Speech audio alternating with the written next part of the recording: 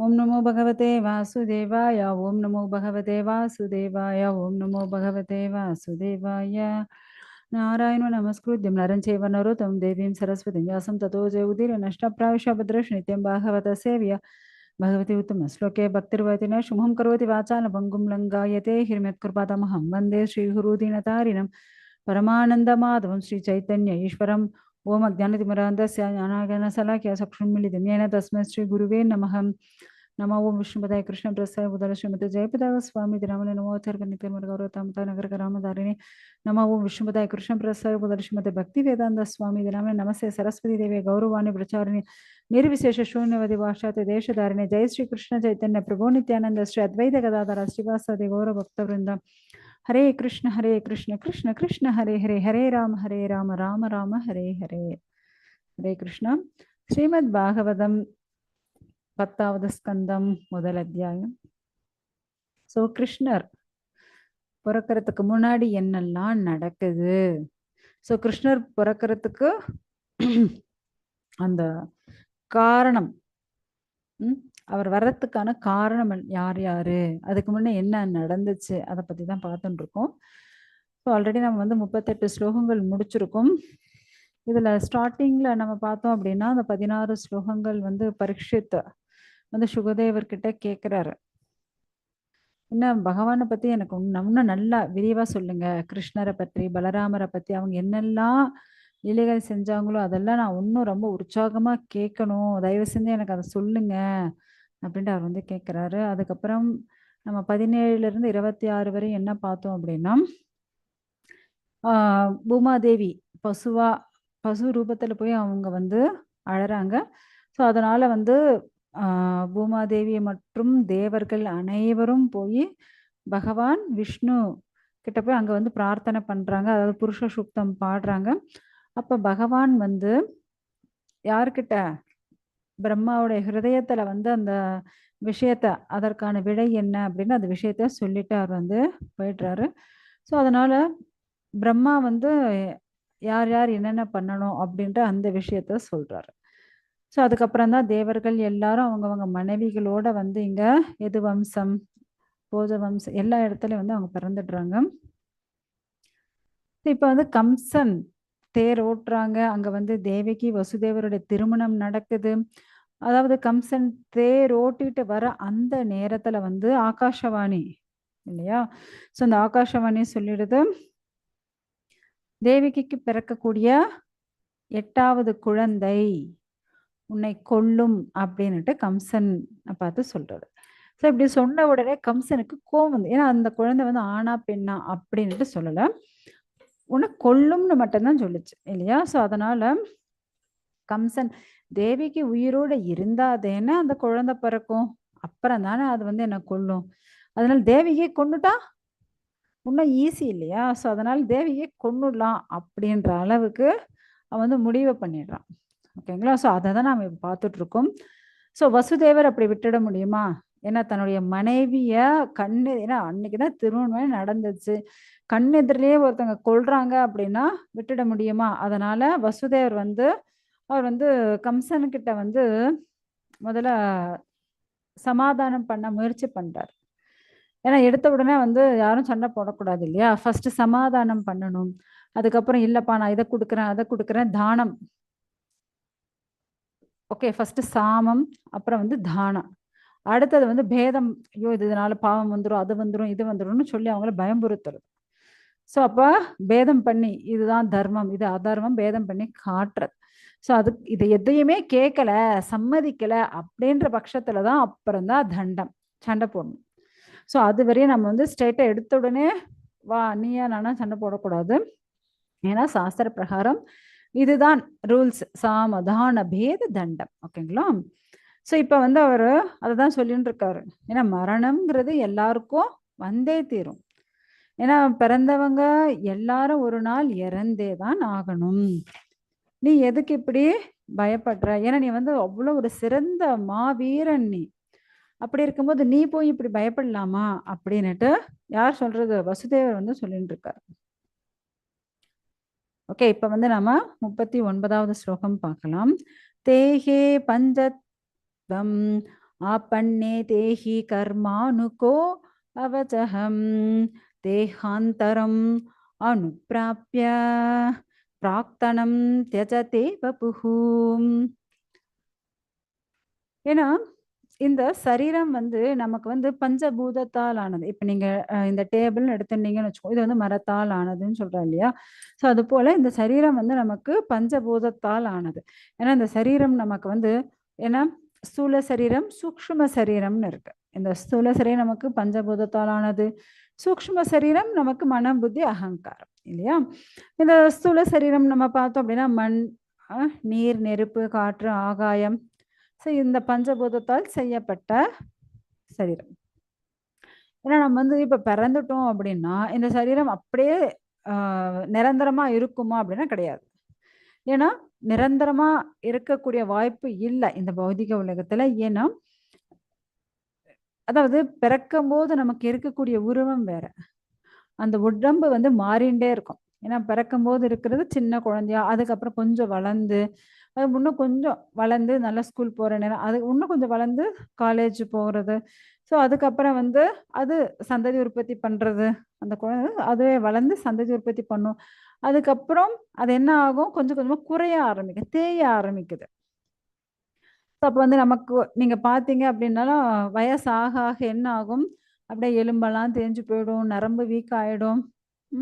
அப்புறம் மசில்ஸ் எல்லாம் கரைஞ்சு நம்ம ஆளே பார்க்கறதுக்கு கொஞ்சம் ஒல்லியாயிடுவாங்க. அப்புறம் உடம்பு தளர்ந்து போயிடும், தோல் சுருங்க ஆரம்பிக்கும், முடியெல்லாம் நரைக்க ஆரம்பிக்கும். அப்படியே வயசாகி அதிகமான வியாதிகள் வந்து, ஏன்னா நார்மலா நம்ம வந்து சின்ன வயசுல பார்த்தீங்க அப்படின்னா ஓடி ஆடி விளையாடி குதிச்சு அப்படியே அமக்கலமா இருக்கும்ப்பா, இந்த குழந்தைய பிடிக்கவே முடியலப்பா அப்படின்ட்டு அம்மாவே ரொம்ப வருத்தப்படுவா. ஆனா வளர்ந்ததுக்கு அப்புறம் பாருங்க, அவங்களால ஓடுறது குதிக்கிறது அது என்ன நடக்கிறது கூட முடியாது. ஏன்னா அவ்வளோ ப்ராப்ளம்ஸ் வந்துடுது. ஏன்னா வயசாகும் போது அவ்வளோ உடல் மாற்றங்கள் ஏற்படுது. உடல் மாறாம யாருக்கும் இருக்காது, உடல் மாறிண்டே இருக்கு. அததான் இங்க அவர் வந்து சொல்லிட்டு இருக்காரு. ஏன்னா இந்த பௌதிக பொருட்களால செய்யப்பட்ட இந்த சரீரம் அப்படிதான் மாறிண்டே தான் இருக்கும். இது வந்து நமக்கு நிரந்தரமான உடம்பு கிடையாது. ஆனா நிரந்தரமானது எது, நமக்கு ஆத்மா மட்டும்தான். ஏன்னா ஆத்மா மட்டும்தான் நித்தியமானது, நிரந்தரமானது. ஏன்னா அது வந்து நமக்கு பரமாத்மா கிட்ட இருந்து வந்தது. ஏன்னா பரமாத்மா விபு ஆத்மா, நாம வந்து அணு ஆத்மா, ஒரு சின்ன சின்ன துகள் போன்ற ஒரு அணு ஆத்மா தான் இது. அப்படி இருக்கும்போது உடம்பு நம்ம இப்படிதான் மாறிண்டே தான் இருக்கும். முக்கியமா நீங்க பார்த்தீங்க அப்படின்னா அவங்கவங்க குணங்களுக்கு ஏற்ப அவங்கவங்க ஆசைகள், பேராசைகள், ஸோ இது அப்படியே மாறிண்டே இருக்க அவங்கவுங்களுடைய நினைவுகள், குணங்களுக்கு ஏற்ப அவங்களுக்கு உடம்பும் மாறிண்டே இருக்கும். மொத்தம் 84 லட்ச ஜீவராசிகளுடைய யோனிக்கள், சரீரங்கள் இருக்கு. ஸோ அவ்வளோ வெரைட்டிஸ் இருக்கு. ஸோ அவ்வளோ வெரைட்டிலும் அது என்ன பண்ணிட்டு இருக்குமா, மாறிண்டே இருக்கும். அவங்களுடைய குணங்களின் அடிப்படையில, அவங்களுடைய செயல்களின் அடிப்படையில. ஓகேங்களா? ஸோ இதை வந்து யாராவது தடுத்து நிறுத்த முடியுமா? முடியாது. அதை நிறுத்தணும் அப்படின்னா ஒரே ஒரு வேலை தான் செய்யணும். என்ன செய்யணும்? கிருஷ்ண பக்தியை பிடிக்கணும். அதை விட்டோன்னா வேற வழியே கிடையாது. ஓகேங்களா?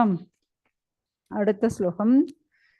ரஜம் ஸ்திஷ்டன் பதைக்கேனம் யதைவைக்கேன கச்சதி யதா த்ருண ஜலௌ கைபம் தேஹி கர்ம கதிம் கதகம். ஸோ இப்போ நம்ம ரோட்டில் நடந்து போயின்னு இருக்கோம்னு வச்சுக்கோங்க. ஸோ நடந்து போயின்னு இருக்கும்போது ஒரு காலை வச்சாச்சு, மற்றொரு காலை எடுக்கணும்னா இந்த கால் நம்ம நல்லா ஊனி வச்சிருக்கணும். அது ஊன்றி கரெக்டாக தான் வேர்டுன்னு நினைக்கிறேன். ஸோ ஊன்றி வச்சாதான் நெக்ஸ்ட் அந்த அடியை எடுத்து நம்ம வைக்க முடியும். ஓகே, ஸ்ட்ராங்கா அந்த காலை நாம வச்சுட்டோம் அப்படின்னா நெக்ஸ்ட் இந்த காலை எடுத்து நம்ம அடுத்த அடி வைக்க முடியும். ஸோ இப்படிதான் நம்ம ஒரு அடி வச்சுட்டு அது ஸ்ட்ராங்கா நிக்கிறோம் போது அப்ப அந்த கான்ஃபிடென்ட் இருக்கும்போது நெக்ஸ்ட் அடி எடுத்து வைக்கிறோம் இல்லையா? ஸோ அதே போலதான் நீங்க வந்து புழுவை பார்த்தீங்கன்னு வச்சுக்கோங்க. அந்த புழு என்ன பண்ணும், ஒரு இலையில இருந்து மற்றொரு இலைக்கு வந்து மாறும். அப்படி மாறும்போது பாருங்க, இந்த ஸ்கிரீன்ல உங்களுக்கு தெரியுது பாருங்க. அது வந்து அது ஸ்ட்ராங்கா புடிச்சுண்டாதான் நெக்ஸ்ட் இப்ப இந்த இலையில இருந்து இன்னொரு இலைக்கு மாறும்போது அதாவது ஆப்போசிட் இருக்கிற இலையை நல்லா ஸ்ட்ராங்கா பிடிச்சதுக்கு அப்புறம் இந்த இலையில இருந்த கால்களை எடுக்கும். எப்படி நம்ம வந்து ஒரு அடியில இருந்து இன்னொரு அடிக்கு நம்ம வந்து வைக்கும் போது இதை ஸ்ட்ராங்கா வச்சுண்டு தான் அப்புறம் இன்னொரு அடி எடுத்து வைக்கும். அது போல ஒரு இலையில இருந்து இன்னொரு இலைக்கு போகும்போது அது என்ன பண்ணுமோ அந்த இலையை நல்லா டைட்டா பிடிச்சிக்கும். அதுக்கப்புறம் தான் பழைய இலையில இருந்து கால் எடுத்துரும். அது போல இப்ப நம்ம வந்து இந்த சரீரத்திலிருந்து இன்னொரு சரீரம் போகணும் அப்படின்னாலே நம்ம இந்த சரீரத்தில் இருக்கும்போது என்னென்ன கர்ம பலன்கள் செஞ்சோமோ புரிஞ்சுக்கோங்க. என்னென்ன கர்ம பலன்கள் செய்தோமோ எதையெல்லாம் பண்ணி வச்சிருக்கோமோ அதுதான் நம்ம முன்னாடி நெக்ஸ்டா வந்து நிக்க போகுது.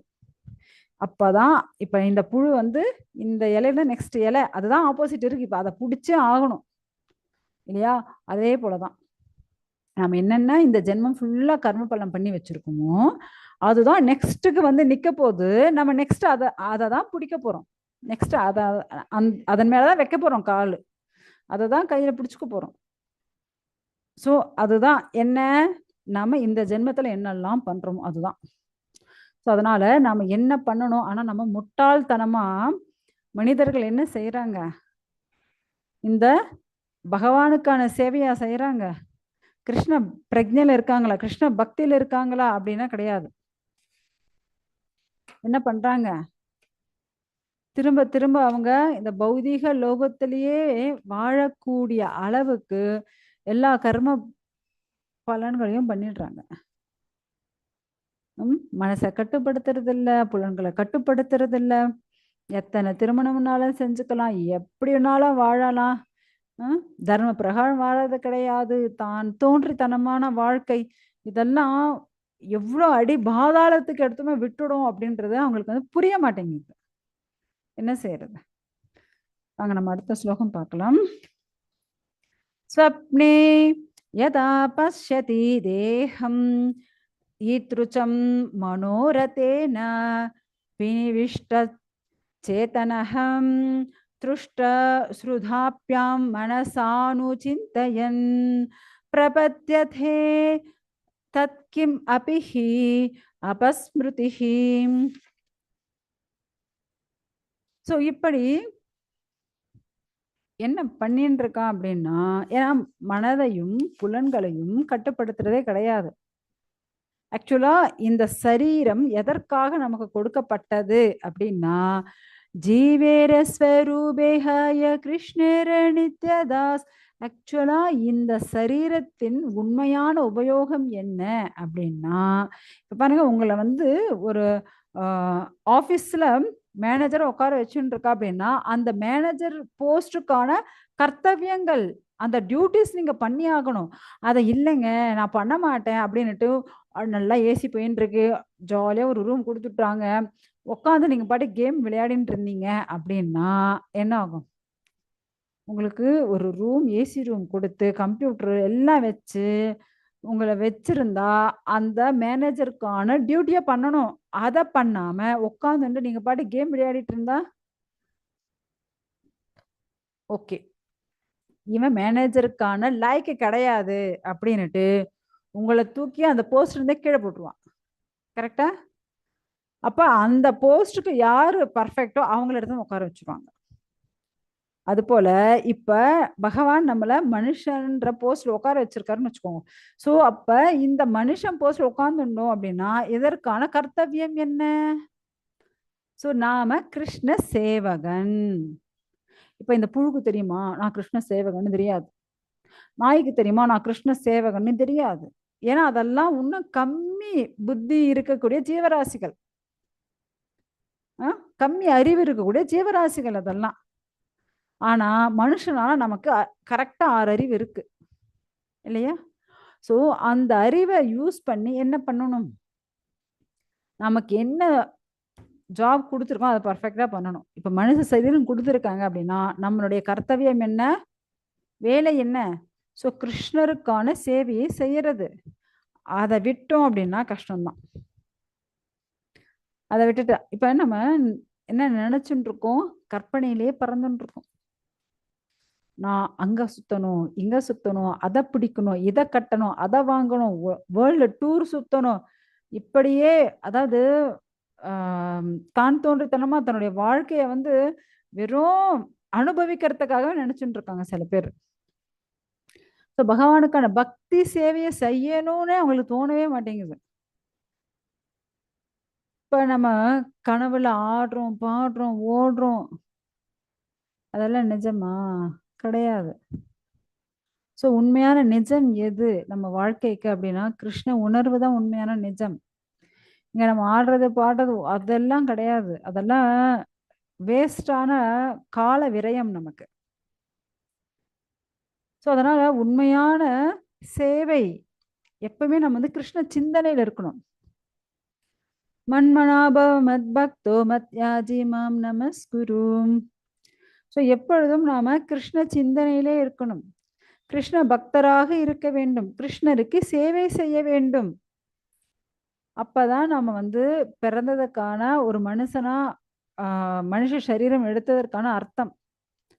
ஆனா மனுஷங்க என்ன பண்றாங்க? மன கோட்டை கட்டுறாங்க. இந்த தற்காலிகமான உடலை வச்சுண்டு நான் என்னவோ அவங்க 1000 வருஷம் வாழறத போல கற்பனை பண்றது, அப்படி வீடு கட்டுறது, அதை பண்ணணும், இதை பண்ணணும், 100 கோடி 1000 கோடி என்னென்னவோ அப்படியெல்லாம் கற்பனை பண்ணிட்டு இருக்கிறது.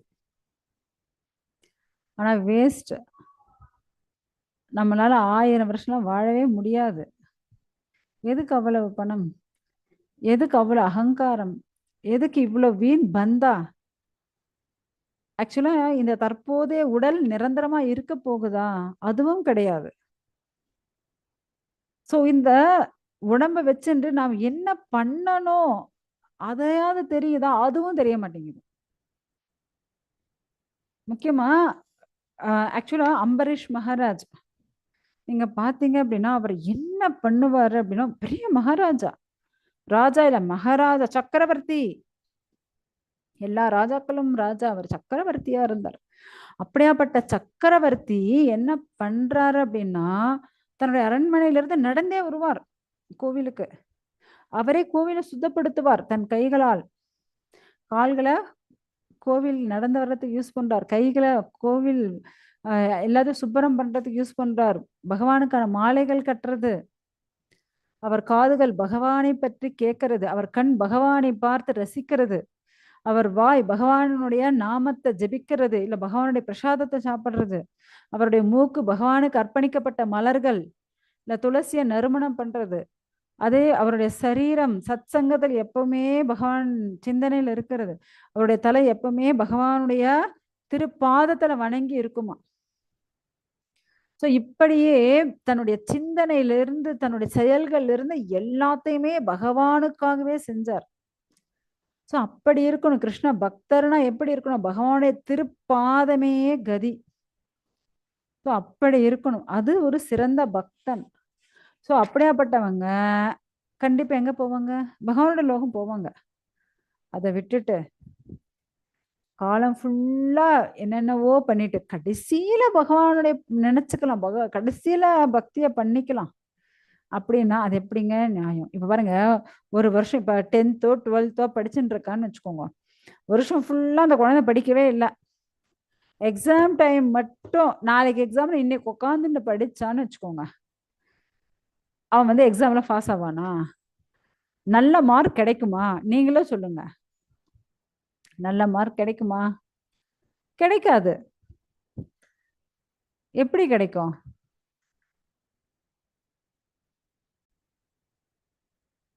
ஹரே கிருஷ்ணா.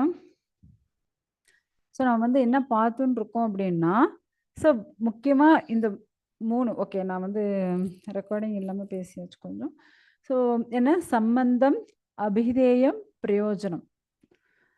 ஸோ முக்கியமா நமக்கும் பகவானுக்கும் இருக்கக்கூடிய சம்பந்தம் அது ரொம்ப ரொம்ப முக்கியம். அதை தெரிஞ்சுக்கணும். அது தெரிஞ்சுண்டா கண்டிப்பா நெக்ஸ்ட் லெவல் என்ன? அபிதேயம். ஸோ அந்த பகவானுக்கு நமக்கான அந்த உறவை வந்து நம்ம வந்து வளர்க்கணும். ஓகேங்களா? ஸோ அப்படி வளர்க்கறதுனால அப்படி வளர்க்கணும்னு நினைச்சனால எங்கெல்லாம் இந்த பாகவதம் கிளாஸ்க்கு வந்து உட்காந்துட்டு இருக்கீங்க. ஓகேங்களா? ஸோ இதனால நமக்கு கிடைக்கக்கூடிய பிரயோஜனம் என்ன அப்படின்னா கிருஷ்ண பக்தி, கிருஷ்ண பிரேமை, ஸோ இந்த பௌதிக லோகமே போதும், இந்த ஜென்மமே போதும் அப்படின்னுட்டு பக்தி பண்ணி நம்ம எங்க போக முடியும்? பகவானுடைய லோகம் போக முடியும். ஓகேங்களா? ஸோ அடுத்த ஸ்லோகம் பார்க்கலாம். 42வது ஸ்லோகம். யதோ யதோ தாவதி தைவ சோதிதம் மனோ விகாராமகம் ஆப பஞ்சசு குணேஷு மாயா ரசிதேஷு தேஹி அசௌ பிரபத்யமானஹ சகதேன ஜாயதே.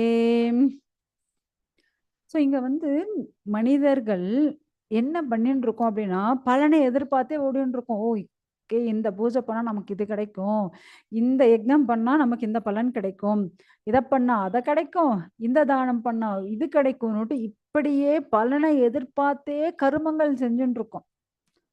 ஸோ செஞ்சு செஞ்சு கடைசியில என்ன ஆகுது? திரும்ப திரும்ப கர்ம பந்தத்திலே மாட்டிக்கிறோம். நாம நமக்காக பண்றோமா? கிடையாது.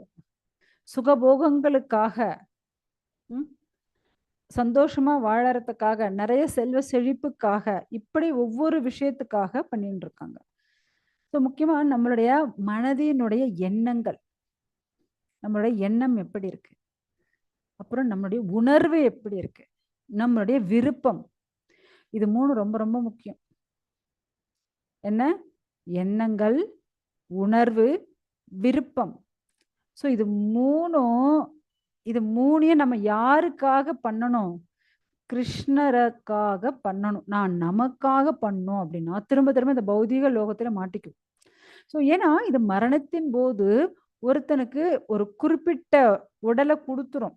ஓகே, இவன் வந்து இதெல்லாம் நினைச்சுட்டு இருந்தான், இந்த ஜென்மம் ஃபுல்லா அவன் வந்து இதையே தான் ஜாஸ்தி பண்ணிட்டு இருந்தான், அப்ப அவனுக்கு இதுதான் கிடைக்கும் அப்படின்னுட்டு இயற்கையோட சட்ட பிரகாரம் அவனுக்கு அது கிடைச்சிடும். ஸோ நம்ம பௌதிகமா எதுவுமே எனக்கு வேண்டாம்ப்பா, என்னோட எண்ணம் எனக்கு கிருஷ்ணர் தான் வேணும், என்னுடைய உணர்வும் கிருஷ்ணர் தான், என்னுடைய விருப்பமும் கிருஷ்ணர் தான், கிருஷ்ணரை தவிர எனக்கு வேற எதுவும் கிடையாது அப்படின்னு நம்ம எல்லாத்தையும் நம்ம கிருஷ்ணருக்காக மாத்தின்றோம்னு வச்சுக்கோங்க, நம்மளுடைய வாழ்க்கை நல்லதாக மாறிடும். ஓகேங்களா? இல்லை அப்படின்னா திரும்ப திரும்ப உடலை மாத்திண்டே இருக்க வேண்டியதுதான். அந்த உடல் மாறத்துக்கான காரணம் என்ன? நம்மளுடைய மனதினுடைய எண்ணங்களும் விருப்பங்களும். இதுதான். இததான் யார் சொல்லிட்டு இருக்கிறது? இதெல்லாம் வசுதேவர் சொல்லிட்டு இருக்காரு. பாருங்க, கம்சனுக்கு எங்க நிக்க வச்சுட்டு அவர் பேசிட்டு இருக்காரு. நான் தேவகியை கொல்ல போறேன் அப்படின்ட்டு அவன் வந்து ஒரு பெரிய வாள் எடுத்துன்னு வெட்ட போயின்னு இருக்கான். அந்த இடத்துல வச்சிருந்து, அதாவது இந்த சாமதான பேத தண்டம் சொல்லணும் இல்லையா, ஸோ அதுக்காக அவர் வந்து சொல்லிட்டு இருக்காரு. இதெல்லாம் நம்மளுடைய மனதினுடைய எண்ணங்கள் தான். ஆத்மா மாறாது, ஆத்மா நித்தியமானது, உடல் தான் அழியக்கூடியது, இதுக்கெல்லாம் நம்ம மனசுதான் காரணம். ஏன்னா அர்ஜுனனே பகவத்கீதை என்ன சொல்லியிருக்கார்? சஞ்சல ஹீமன கிருஷ்ணா, மனசு ரொம்ப ரொம்ப சஞ்சலமானது, இந்த மனசை கட்டுப்படுத்துறது ரொம்ப ரொம்ப கஷ்டம், காத்த கூட அடக்கிடுவேன், ஆனா என் மனசை அடக்க முடியவில்லை அப்படின்ட்டு அர்ஜுனனே சொல்லியிருக்கார். அப்படிப்பட்ட அர்ஜுனனாலேயே மனசை அடக்க முடியல, நாமெல்லாம் ஏன் மாத்திரம் சொல்லுங்க இல்லையா? ஸோ அதனால முடிஞ்ச அளவுக்கு நாம கிருஷ்ண உணர்வோட கிருஷ்ண பக்தியோட இருக்க நம்ம வந்து முயற்சி பண்ணணும். ஸோ கிருஷ்ண உணர்வு தான் நமக்கு வந்து ரொம்ப ரொம்ப சிறந்தது. அதை விட்டோம் அப்படின்னா நம்ம வாழ்க்கை வந்து சூன்யமாயிடும். திரும்ப திரும்ப இந்த 84 லட்சம் ஜீவராசிகள் உடம்புலையும் நம்ம மாட்டிண்டு கஷ்டப்பட்டுட்டே இருக்க வேண்டியதுதான். ஓகேங்களா? ஓகே, ஹரே கிருஷ்ணன். நான் வந்து இப்போ கொஞ்சம் பிரபுபாதரை பற்றி நம்ம வந்து கொஞ்சம் புக்ஸ் படிச்சுடலாம். அது வந்து நமக்கு ஆன்மீகத்துக்கு ரொம்ப முன்னேற்றமாக இருக்கும். இதில் ஏதாவது உங்களுக்கு சந்தேகங்களோ கேள்விகளோ இருந்தால் கேட்கலாம். ஓகேங்களா?